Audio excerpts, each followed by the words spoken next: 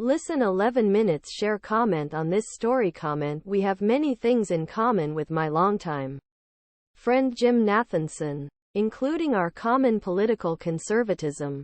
Jim, an experienced GOP consultant living in Dayton, Ohio, was political director of the Republican National Committee in 1990s.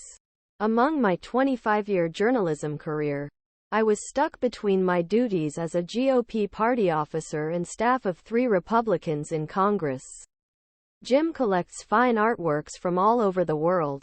I accumulate McDonald's packaging on the floor of my car. However, we have seen that we generally agree with our 25-year friendship. I believe that Russia's hostility is terrifying and that the United States should form an alliance with Ukraine at all possible levels. The United States should not be the police of the world, and it cannot afford to be. Jim has a more sincere reaction. When he did not bite his lips during our disputes, he made tirades against Vladimir Putin, attack on Ukraine, and task rejecting aggression of free world, especially U.S.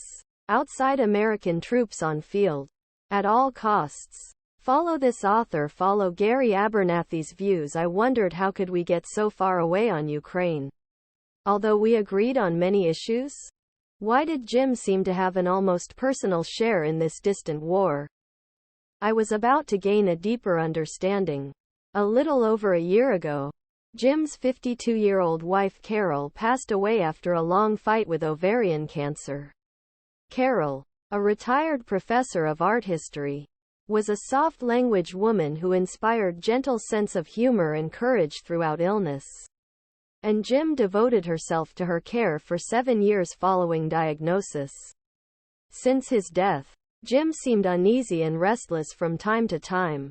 His thoughts gradually focused on news from Ukraine's successes and setbacks, discussions on financing and military aid in Congress.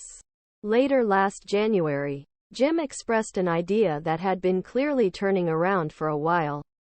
He reiterated his views on the war, but nothing he said helped me understand how his presence in Ukraine could make a difference at the expense of considerable financial spending and personal risks.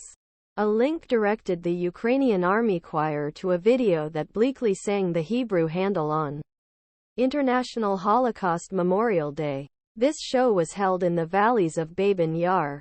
As an article in Time magazine described this year, 33,771 Jewish men, women and children were still forced to dig the pits where their hot corpses would be stacked. He did not fully die in one of the Holocaust's worst deaths. Jim shared and added the story how a poem by Hungarian Jewish partisan Hannah Szenes was turned into a song. I have never heard of this being done more touchingly and from non-Jews. Those in the middle their own lives. Fight for freedom. Stating that he is not sure of entry restrictions to Ukraine, Erdogan said, "If they allow, I will go. I hope they let me go to Kiev so I can visit Babyn Yar." Soon after, Jim announced that he was continuing his plans